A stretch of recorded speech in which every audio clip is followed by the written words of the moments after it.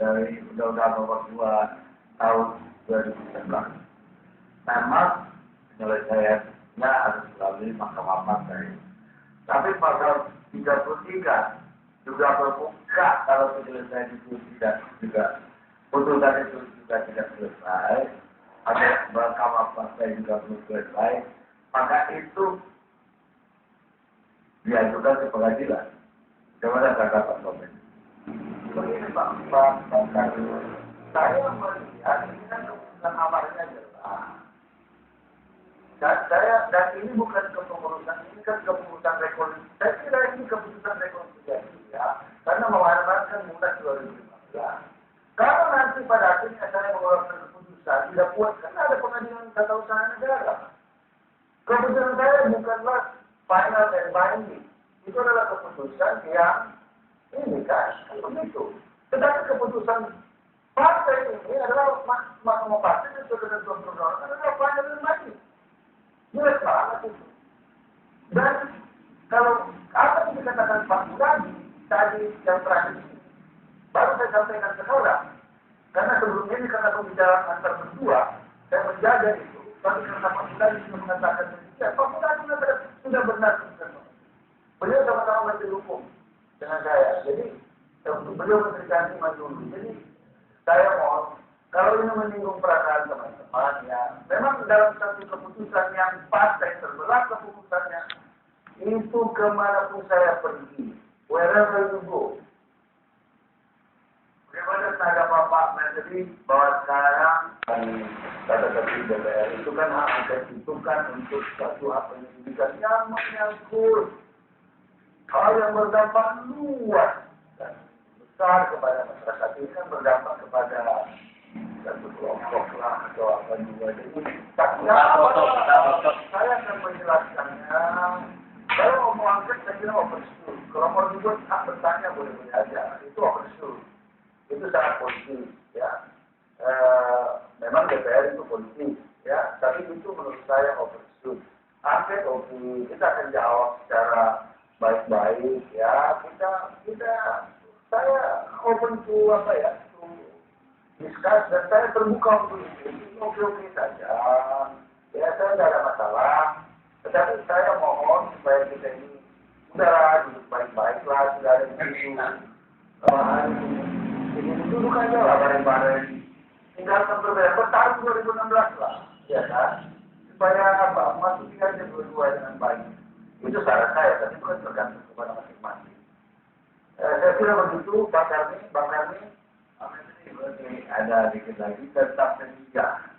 Pak Menteri tadi mengatakan satu kesatuan dengan Amir Samsudin. Sementara Amir sendiri merasa apa yang Pak Menteri putuskan itu berbeda dengan yang dia pikirkan. Kalau yang dipikirkan kan berbeda kan karena belum itu Pak, belum eksekusi aja. Kan waktu itu saya juga mengundang staf berdiskusi dengan baik. Ya, itu yang menurut saya lakukan itu tidak di luar ketentuan hukum saja. Sepanjang saya merasa itu sesuai dengan ketentuan hukum, ya saya jelaskan. Memang pastilah saya dituduh sebab menjaga diri dari soal-soal itu.